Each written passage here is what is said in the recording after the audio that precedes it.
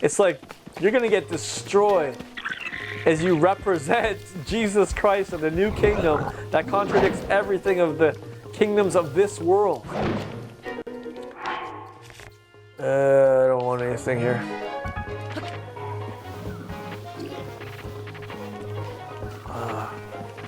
So it's all about Jesus. It's literally all about Jesus. Oops. Get out of here, piggy. What was that? Oh, he's throwing pigs at me. Jeez, man. A pig chucker. Oh, this axe sucks.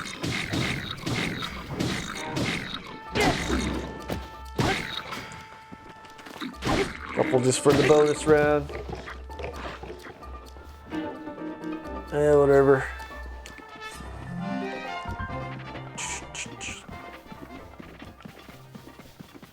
The more you increase in righteousness, the more your weapons of warfare increase. I remember when I was a new believer, the sword of the Spirit was like the size of about a dagger for me. Hold on a second here. Whoa! But as I grew in righteousness, it became like a sword that it was bigger than me. It was above my head and it dug into the ground. It was like 7 feet tall, perfection. Which is Jesus Christ fully, perfectedly formed in us. Where the angels obey His word coming out of your mouth. But before that, it was just a little glowing dagger. I knew just enough to terrify devils. But now it's like we know enough as you grow in His righteousness to destroy the works of the devil. Not just like know that the devil is a spirit of fear. You get to like literally destroy that spirit of fear in other people.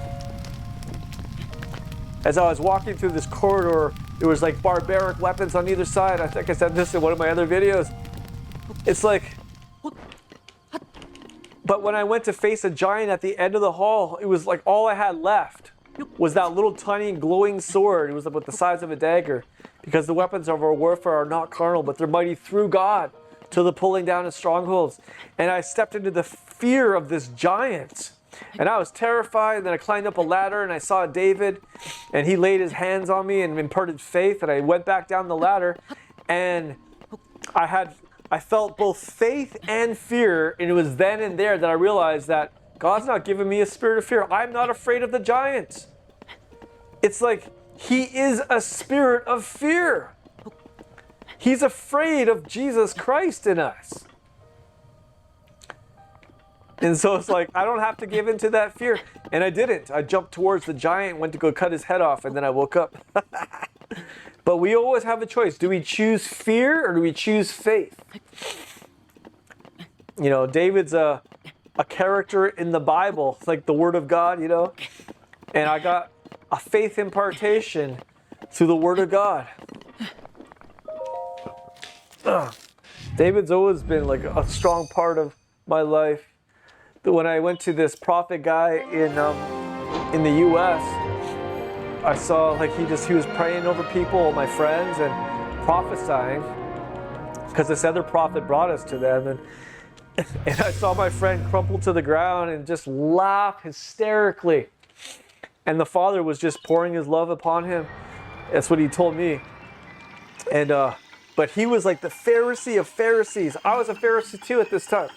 It's like, man, we would judge everyone if you didn't do it exactly according to the scriptures and the way I interpret the scriptures, not the way, you know, we judge everyone. We're better than everyone, full of pride. We read the Bible like 5 times. We thought we mastered the Bible. Just arrogant and prideful and just clueless. He crumpled to the ground laughing his face off.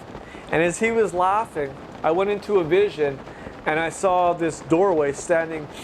It was behind the door was an ocean. And I saw at the bottom of the door was a tiny little shallow puddle, like probably like an inch deep. Not even. That's being very generous. maybe like 1 foot wide, very small, shallow puddle. And God said to me, that puddle, Chris, that's how much you know me. Really, God? My walk with you is very shallow. And it was so humbling, and it felt so good to know the truth. Visions and revelations, and this is how much I know God. Very shallow puddle. And then, what was I going to say about that? Anyways, and then it was my turn to get a word. And then the prophet guy is like, whoa! Took out that bird with a slow axe. Man. This game's great. Oh. God doesn't usually always do the same thing twice. You gotta get the blueprints through spending time with him. And so I went to the prophet. He's like, yeah, what do you want prayer for, son? You know, whatever. It's like, I just want God to expose all my sin. You know, I like that guy, that prophet with the eyebrow, one thick eyebrow, and he's just, I want God to expose all my sin. Because I want to live in, God knew my heart. I wanted to live in purity. And then he just started prophesying over me. And he says, I see songs on you. And I'm going to give you songs. It's going to release the brokenhearted. You're going to sing songs that are going to set people free because they're going to be my songs. And I feel like crying right now just saying it. And I fell to the ground and I crumpled to the ground just like my friend over there. Because we were just so weak. We couldn't stand in his glory. We were weak because of all of our self-righteousness, but God still loved us enough to tell us the truth. Oh man, it was so liberating to know that my walk was shallow with God and that I could go so much more deeper now by spending time with him, getting to know the living God.